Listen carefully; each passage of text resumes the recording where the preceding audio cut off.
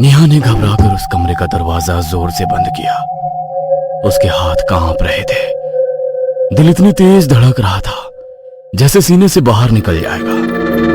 दरवाजा बंद करते ही अंदर से अचानक एक भारी डरावनी आवाज गूंजी।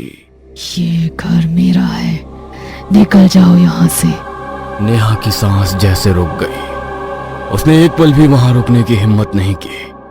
वो मुड़ी और सीढ़ियों से लगभग भागती हुई नीचे उतरने लगी। उसके कदम लड़खड़ा रहे थे। नीचे पहुंचते ही उसने हाँफते हुए दीवार पकड़ ली। उसकी आंखों में साफ डर दिखाई दे रहा था, लेकिन नेहा को तब नहीं पता था कि उस रात जो उसने देखा था वो इस घर की असली सच्चाई का सिर्फ एक छोटा सा हिस्सा था। कुछ महीने पहले अमित वर्मा एक सरकारी नौकरी करने वाला इंसान था। करीब 3 महीने पहले उसका ट्रांसफर शहर से दूर एक गांव में हुआ था। उसके परिवार में उसकी पत्नी नेहा, बेटा आरव और बेटी धृति थी। शुरुआत में अमित दफ्तर के पास बने एक छोटे से सरकारी क्वार्टर में रहने लगा। क्वार्टर छोटा था, कमरे कम थे और बच्चों के खेलने की जगह भी नहीं थी। करीब 2 महीने बाद अमित की मुलाकात एक स्टेट एजेंट से हुई। उसका नाम था रवि। एक दिन रवि अमित को एक घर दिखाने ले गया, गांव से थोड़ा बाहर, जहां चारों तरफ हरियाली थी। थोड़ा अंदर जाने पर एक पुराना लेकिन खूबसूरत घर दिखाई दिया। घर 2 मंजिला था, नीचे 3 कमरे और ऊपर 2 कमरे। घर के सामने एक गार्डन था। गार्डन में पुराने लोहे के 2 झूले लगे हुए थे। चारों तरफ बड़े बड़े पेड़ थे। थोड़ी दूर पर हाईवे था, लेकिन इतनी दूर कि गाड़ियों का शोर सुनाई नहीं देता था। ऊपर की एक खिड़की से हाईवे साफ दिखाई देता था और दूसरी खिड़की से अमित के ऑफिस की बिल्डिंग भी नजर आती थी। अमित को घर देखते ही पसंद आ गया। अब घर तो बहुत अच्छा है। किराया कितना है? बस 5,000 रुपए महीना। अमित सचमुच चौंक गया। इतना बड़ा घर सिर्फ 5,000? रवि ने हल्की मुस्कान के साथ जवाब दिया। इसके मालिक विदेश में रहते हैं। उन्होंने मुझे केयर टेकर रखा है। काफी सालों से ये घर बंद पड़ा है। मालिक को किराए की जरूरत नहीं है। मैंने ही उन्हें किराए पर देने का आइडिया दिया ताकि घर मेंटेन रहे। यह बात सुनकर अमित को जरा भी संकोच नहीं हुआ। रविवार के दिन अमित अपनी पत्नी और बच्चों को घर दिखाने ले आया। बच्चे घर देखकर बहुत खुश हो गए। आरव तुरंत झूले पर बैठ गया। धृति गार्डन में दौड़ने लगी, लेकिन नेहा घर के अंदर खड़ी होकर चारों तरफ देख रही थी। घर सुंदर था, लेकिन उसे थोड़ा अजीब लग रहा था। रवि जी, ये घर इतने सालों से बंद था? जी हाँ। और किराया भी इतना कम? घर पुराना है और शहर से दूर है। यहाँ कोई रहना नहीं चाहता। सब शहर में रहना चाहते हैं। इस इलाके के कई लोग अपने घर किराए पर देकर शहर चले गए हैं। कुछ ने घर बेच दिए और कुछ लोग बस छुट्टियों में यहाँ आते हैं। रवि की बातें सुनकर नेहा पूरी तरह संतुष्ट तो नहीं हुई, लेकिन अमित को घर बहुत पसंद आ चुका था। अमित ने रवि को टोकन दे दिया। अगले महीने वो अपने परिवार के साथ उस घर में रहने आ गया। अमित शुरू से ही नास्तिक था, इसलिए घर में गृह प्रवेश की पूजा नहीं हुई, ना ही घर में कोई मंदिर रखा गया। नेहा धीरे धीरे घर की सफाई करने लगी। 3-4 दिनों में नीचे के हिस्से की सफाई पूरी हो गई। सब नीचे ही रहने लगे। आरव और धृति ऊपर नीचे दौड़ते रहते थे, लेकिन नेहा उन्हें बार बार रोकती। ऊपर मत जाओ, वहाँ बहुत धूल मिट्टी है। जब तक ऊपर की सफाई नहीं होती कोई ऊपर नहीं जाएगा। तुम दोनों गार्डन में खेलो। अमित ने रवि से कहकर एक माली बुलवाया और गार्डन की सफाई करवा ली। गार्डन साफ होते ही बच्चे वहीं खेलते रहते थे। कुछ दिनों बाद नेहा ने ऊपर की सफाई शुरू की। ऊपर 2 कमरे थे। एक कमरा खुला था, दूसरे कमरे में ताला लगा हुआ था। नेहा ने पहले खुले कमरे की सफाई कर ली। फिर शाम को उसने अमित से कहा, ऊपर एक कमरे में ताला लगा है, रवि से कहकर चाबी बनवा लो। उस कमरे की जरूरत नहीं है, एक कमरा काफी है। अपना सारा सामान उसी कमरे में आ गया ना। अगर कोई मेहमान आए तो? आखिरकार अमित ने रवि को फोन किया। रवि ने चाबी बनाने वाले को भेजा। कमरा खुलवा दिया गया। नेहा ने उस कमरे की भी सफाई कर दी और उसी दिन के बाद घर में अजीब घटनाएं शुरू हुई जो धीरे धीरे सामने आई। घर का माहौल धीरे धीरे बदलने लगा। शुरुआत में ये छोटी छोटी बातें थी जिन्हें नजरअंदाज करना आसान था। एक रात अमित को ऑफिस से आने में देर हो गई थी। बच्चों को सुलाकर नेहा लिविंग रूम में उसका इंतजार कर रही थी। घर में अजीब सी खामोशी थी। तभी नेहा को ऐसा लगा जैसे उसके पीछे से कोई धीरे धीरे चलकर गुजरा हो। उसने तुरंत पीछे मुड़कर देखा, कोई नहीं था, लेकिन किचन की लाइट जल रही थी। नेहा कुछ पल उसे देखती रही। लाइट्स तो मैंने बंद की थी। वो किचन में गई और लाइट बंद कर दी। थोड़ी देर बाद अमित घर आ गया। उसने खाना खाया और अपने कमरे में चला गया। नेहा किचन में बर्तन साफ कर रही थी। तभी लिविंग रूम से हल्की सी आवाज आई। नेहा ने किचन से झांक कर देखा तो उसे एक परछाई दिखाई दी। उसे लगा शायद अमित ही बैठा होगा। आप कमरे में चले जाओ, मैं बर्तन रख कर आती हूँ। कोई जवाब नहीं आया। उसने सोचा शायद अमित कमरे में चला गया होगा। वो बाहर आई, लाइट बंद की, फिर बच्चों के कमरे में झांका। दोनों बच्चे गहरी नींद में सो रहे थे। नेहा अपने कमरे में चली गई, लेकिन जैसे ही वो कमरे में दाखिल हुई, किचन की लाइट अचानक एक बार चमकी और फिर अपने आप बंद हो गई। अगली सुबह बच्चे स्कूल चले गए। अमित भी ऑफिस चला गया। दोपहर तक नेहा के सारे काम खत्म हो चुके थे। वो ऊपर कमरे में कुछ सामान ढूंढने गई।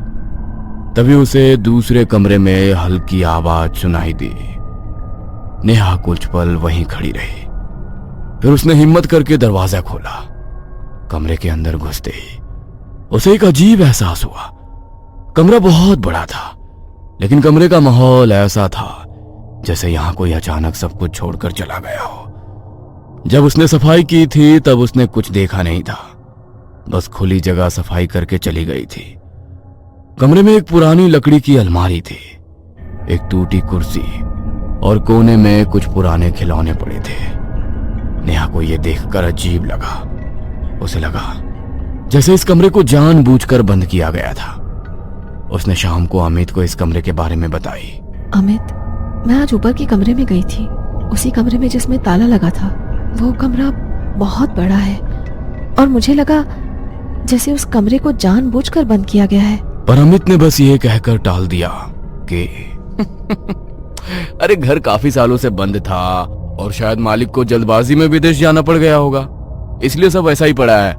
और शाम आरव ऊपर से दौड़ता हुआ नीचे आया। वो रो रहा था। मम्मी, वो बच्चा मेरा खिलौना ले गया। अमित और नेहा दोनों चौंक गए। कौन सा बच्चा? ऊपर वाला बच्चा। ऊपर कोई नहीं है बेटा? है, वो रोज मेरे साथ खेलता है। उसके साथ एक बूढ़ी औरत भी रहती है। वो बच्चा हर शाम को मेरे साथ खेलता है, पर आज वो मुझे बॉल वापस नहीं दे रहा था। मैंने उससे छीन लिया तो वो औरत मेरे पीछे आई। नेहा का चेहरा एकदम पीला पड़ गया। बेटा, तुमने कोई सपना देखा होगा। अमित आरव को समझाते हुए कमरे में ले गया और टीवी चालू कर दिया। बाहर आकर नेहा और धृति के सामने बताने लगा, आरव छोटा बच्चा है, कभी कभी बच्चे सपने में देखी हुई बातों को सच मान लेते हैं। लेकिन धृति भी अब थोड़ा डर गई थी। एक दिन धृति स्कूल से जल्दी घर लौट आई। उसका उस दिन एग्जाम था। उसने घर की बेल बजाई, लेकिन बेल बजते ही दरवाजा अपने आप खुल गया। धृति थोड़ा चौंकी। वो धीरे धीरे अंदर गई। किचन से खाने की खुशबू आ रही थी। मम्मी, कोई जवाब नहीं आया। वो किचन की तरफ बढ़ी, लेकिन जैसे ही वो किचन के पास पहुंची, खाने की खुशबू अचानक सड़ने की बदबू में बदल गई। धृति ने किचन में झांक कर देखा और उसकी चीख निकल गई। जमीन पर एक बूढ़ी औरत और एक छोटा बच्चा बैठे थे। दोनों जमीन पर बैठकर खाना खा रहे थे, लेकिन वो खाना सड़ा हुआ था, काला पड़ा हुआ, और उससे भयानक बदबू आ रही थी। धृति डरकर घर से बाहर भागी। तभी सामने से नेहा और आरव आते हुए दिखाई दिए। धृति दौड़कर नेहा से लिपट गई। मम्मी, मम्मी अंदर कोई है। नेहा का दिल जोर से धड़कने लगा।